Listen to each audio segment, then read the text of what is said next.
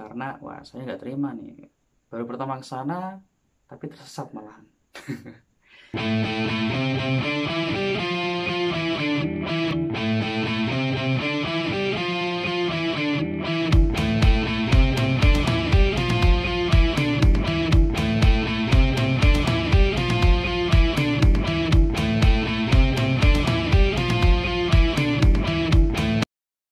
Mai-mai berpetualang di Bali.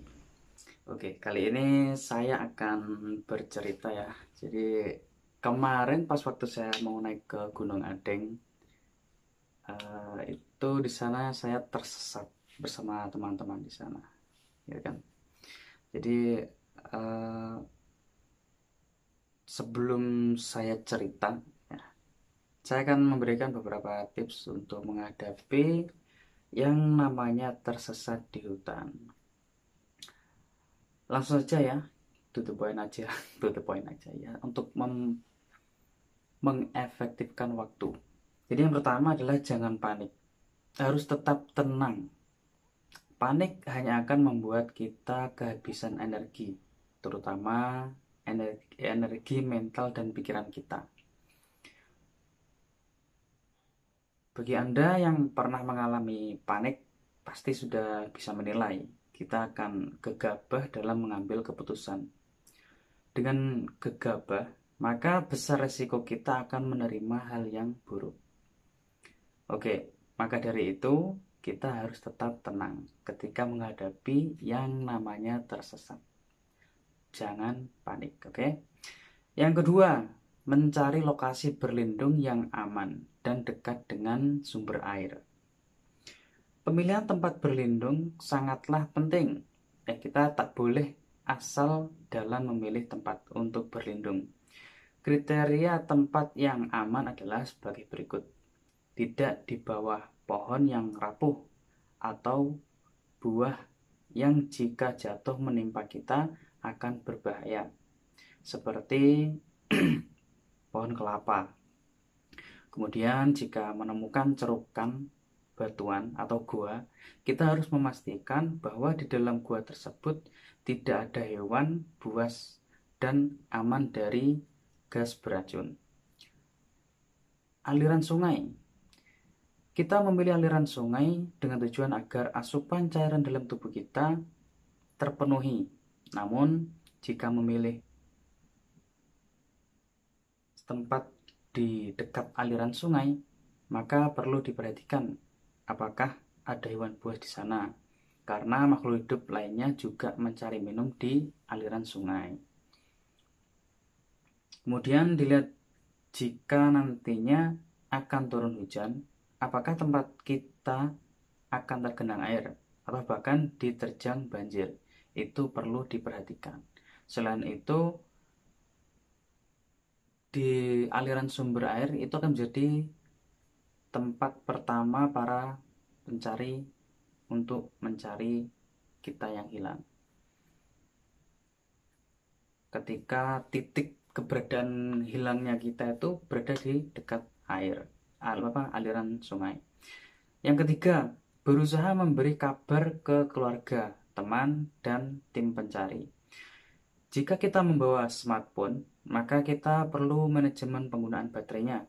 Karena dengan smartphone tersebut kita bisa memberi kabar dan lokasi kita saat tersesat. Kita bisa menghubungi saudara dan teman kita dulu, sembari menenangkan pikiran agar tetap tenang. Yang keempat, menciptakan penanda. Penanda bisa kita buat dengan berbagai macam cara dan alat, tergantung situasi kondisi saat itu. Seperti membuat asap sinyal SOS di siang hari, dibarengi dengan mengibarkan atau memperlihatkan baju dan celana dengan warna yang cerah. Hal ini akan mempermudah tim pencari dalam menemukan kita. Kemudian kita bisa menggunakan peluit, senter, dan kaca pemantul cahaya untuk menarik perhatian para tim pencari. Selain itu, kita bisa membuat penanda sendiri dengan tali rafia atau tapi yang berwarna cerah. Kalau Dalam pramuka, kita bisa menggunakan ranting kecil dan tumpukan batu sebagai penanda arah kemana kita pergi. Yang kelima, memahami navigasi. Jika kita memahami navigasi, maka 90% besar kemungkinan kita akan selamat. Navigasi di sini bukan hanya soal membaca kompas maupun membaca arah matahari. Namun kita dituntut memetakan lokasi tempat kita berada sebelum memulai perjalanan. Jadi kita diharapkan bisa mengira-ngira dari titik kita berangkat hingga ke titik tersesat saat ini.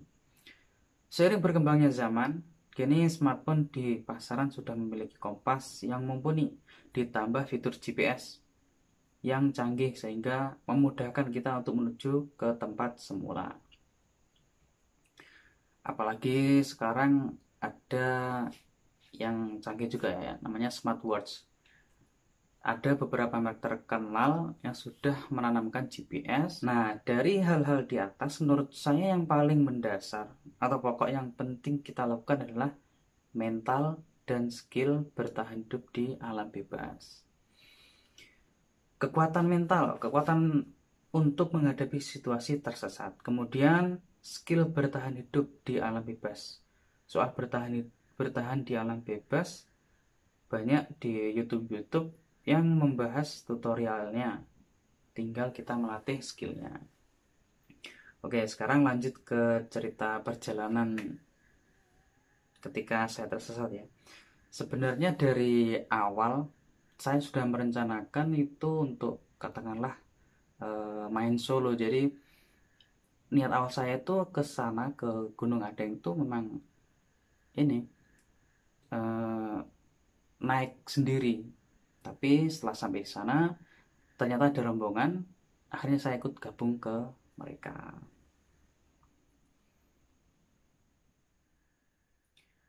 Dan saya menyiapkan alat-alatnya itu juga karena yang memahami ya, kita harus memahami apalagi di tempat yang baru, semua harus serba disiapkan.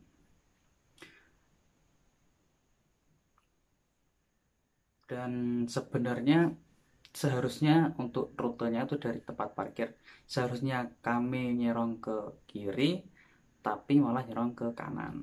Nah, dari situ kita mulai tersesat. Kemudian kami mencoba menerobos langsung ke arah kiri. Nah, dalam perjalanan kami menemukan rintangan, banyak rintangan, tetapi walau halangan, rintangan membentang, tak jadi masalah dan tak jadi beban pikiran. ada yang kena duri, terpeleset, kemudian ada yang juga yang kena pacet atau lintah. Kalau dari aku sendiri, rintangan yang paling berkesan itu di bagian tanaman jelatang. Atau orang Jawa lebih sering menyebutnya jelateng. Jadi jenis tanaman beracun yang membuat gatal ketika terkena kulit. Dan itu sampai sekarang masih terasa awet rasanya sakitnya. Jadi rasanya seperti ditusuk-tusuk jarum. Seperti itulah. Setelah menempuh beberapa jam, alhamdulillah, akhirnya kami menemukan pendaki lain yang turun dari puncak dan akhirnya pun kami pulang bersama-sama. Gimana? Mempunyai prinsip itu harus bisa menerima keadaan, mengikhlaskan sesuatu hal yang terjadi kepada kita, yang menimpa kepada kita. Dari sanalah saya mempunyai pemikiran, ya udah ini yang terjadi, kita hadapi dengan tetap berpikir positif thinking, sehingga kita bisa menghadapinya dengan baik. Sampai jumpa di video selanjutnya. Nah, rencananya untuk bulan depan saya juga akan mau naik ke sana lagi, karena wah saya nggak terima nih, baru pertama ke sana tapi tersesat malahan. Jadi rencana nanti ke sana, dan kalau memungkinkan ya, Kalau memungkinkan saya akan nginep di puncak, kemungkinannya. Tunggu aja videonya, oke? Terima kasih sudah menonton dari awal sampai akhir. Dan sampai jumpa.